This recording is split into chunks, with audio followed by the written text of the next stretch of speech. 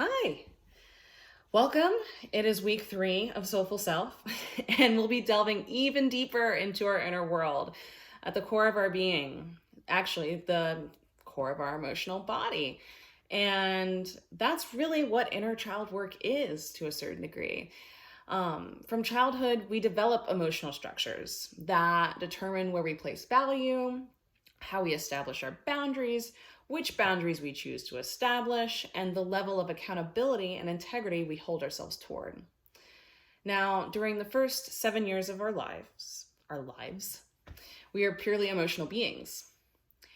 We haven't yet developed and refined a mental state, so we do not analyze things, as well as, we do experience things physically, but we are not identifying ourselves with physical experience.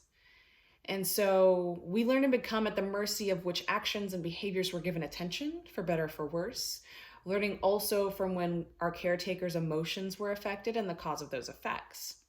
So all the information we take in that really impacts us at this age is all highly emotional.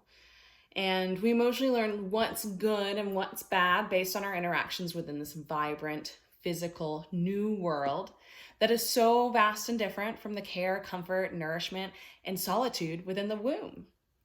And from all this, we set out to establish our place in the world, our identity, our reality. We're working on our roots. And so to support us in the revision of these learned behaviors and emotions, we have to confront what I like to call our dark protectors: fear, anger, guilt, grief, anxiety, and unmask them. Once we ground in understanding that the discomfort arising from within is a survival mechanism of sorts, we can begin to allow new associations to merge in the spaces between perception and action.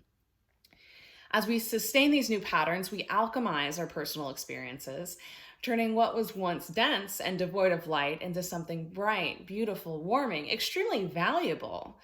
And that is the type of prosperity I am talking about: richness in experience.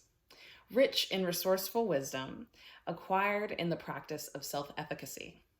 We rid ourselves of influence created from where we misplaced ourselves, our judgments, and jump to react.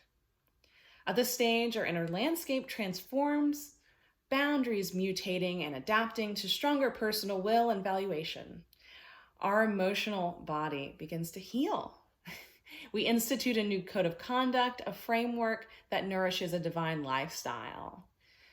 And so with that, all being said, this week is going to be just us doing a little inner world visitation, checking in with our emotional body by allowing it to take the form as the archetype of our inner child, and really understanding who we're protecting, what type of experiences are we protecting ourselves from, in order to reevaluate our boundaries and get honest about where we hold value, and what morals we uphold and whether they're right for us and how we want to live.